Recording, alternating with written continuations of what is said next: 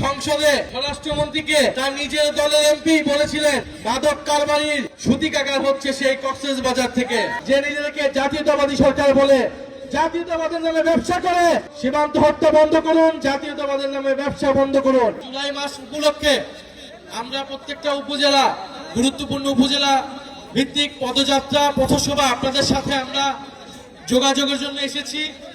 আপনারা জানেন যে বাংলাদেশে একটা নির্বাচন হয়েছে ফেব্রুয়ারিতে। সেই নির্বাচনে দুইটা নির্বাচন ছিল। কয়টা নির্বাচন? দুইটা নির্বাচন ছিল, গণভোট এবং আপনারা এমপিতে ভোট দিয়েছেন। গণভোটে হ্যাঁ এবং নাতে ভোট ছিল। সংস্কারের পক্ষে অথবা বিপক্ষে বাংলাদেশের 70% মানুষ হ্যাঁ এর পক্ষে ভোট দিয়েছে, সংস্কারের পক্ষে ভোট দিয়েছে। কিন্তু এই সরকার, এই বিএনপি সরকার গণভোট এবং জুলাই সনদকে এখন অস্বীকার করছে, জনগণের সাথে প্রতারণা করছে, জাতির সাথে গাদ্দার এবং বিশ্বাসঘাতকতা করছে।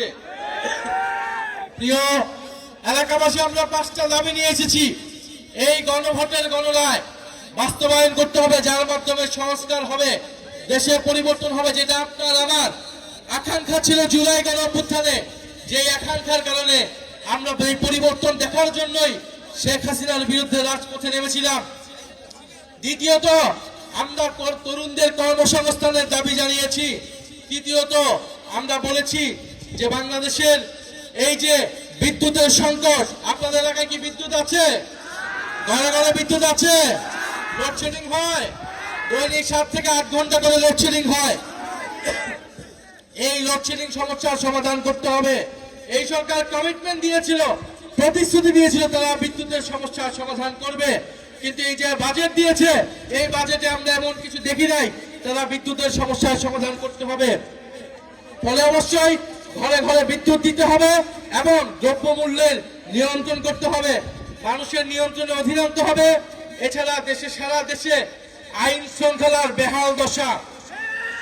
আপনারা জানেন যে কয়েকদিন আগে সংসদে স্বরাষ্ট্রমন্ত্রীকে তার নিজের দলের এমপি বলেছিলেন মাদক কারবারির সূতিকাগার হচ্ছে সেই কক্সবাজার থেকে। স্বরাষ্ট্রমন্ত্রী তার নিজের এলাকায় মাদক বন্ধ করতে পারে না, সে সারা দেশের মাদক কিভাবে বন্ধ করবে? সে সারা দেশের আইন শৃঙ্খলা কিভাবে ঠিক করবে? ফলে এই যে কালীগঞ্জে মাদক কারবারি আছে কি নাই? আছে। প্রত্যেকটা জেলায় উপজেলায় মাদক কারবারি দিয়ে ভরপুর হয়েছে। ফলে স্বরাষ্ট্রমন্ত্রীকে বলবো কক্সবাজারে মাদক বন্ধ করুন এবং সারা বাংলাদেশের সকল জায়গায় মাদক কারবারি বন্ধ করুন এবং দেশের আইন শৃঙ্খলা নিশ্চিত করুন। এবং প্রিয় কালীগঞ্জবাসী, আমাদের ভাই শরীফ ওসমান হাদি জীবন দিয়েছিল আজাদির জন্য, স্বাধীন সার্বভৌম বাংলাদেশের জন্য। কিন্তু আমরা দেখছি সীমান্তে সাধারণ বাংলাদেশিদেরকে হত্যা করছে বিএসএফ খনি বাহিনী। আমরা দেখছি সীমান্তে পুশিং হচ্ছে এবং এই সরকার যে নিজেদেরকে জাতীয়তাবাদী সরকার বলে জাতীয়তাবাদের নামে ব্যবসা করে, সে সীমান্ত হত্যা বন্ধ করতে পারছে না, সে পুশিং বন্ধ করতে পারছে না। ফলে আমরা বলবো সীমান্ত হত্যা বন্ধ করুন, জাতীয়তাবাদের নামে ব্যবসা বন্ধ করুন এবং বাংলাদেশের সীমান্তকে সুরক্ষা দিন।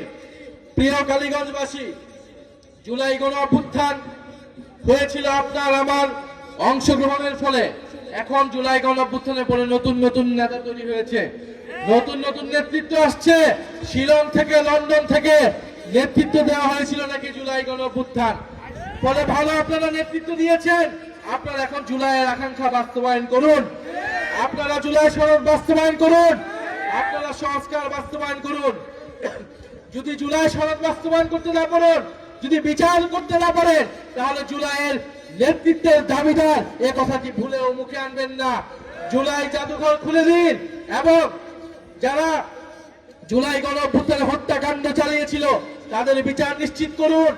আপনারা যে বিভিন্ন জেলায় উপজেলায় মামলা বাণিজ্য করেছেন, নিরীহ মানুষের নামে মামলা দিয়ে আপনারা দুর্নীতি এবং লুটপাট করেছেন, সেই হয়রানি থেকে মানুষকে মুক্ত দিয়ে যারা প্রকৃত অপরাধী তাদেরকে গ্রেফতার করে বিচারের আওতায় আনুন এবং কালীগঞ্জের এলাকার মানুষের যে সাধারণ মানুষের যে সমস্যা আছে সেই সমস্যা নিরসন করুন।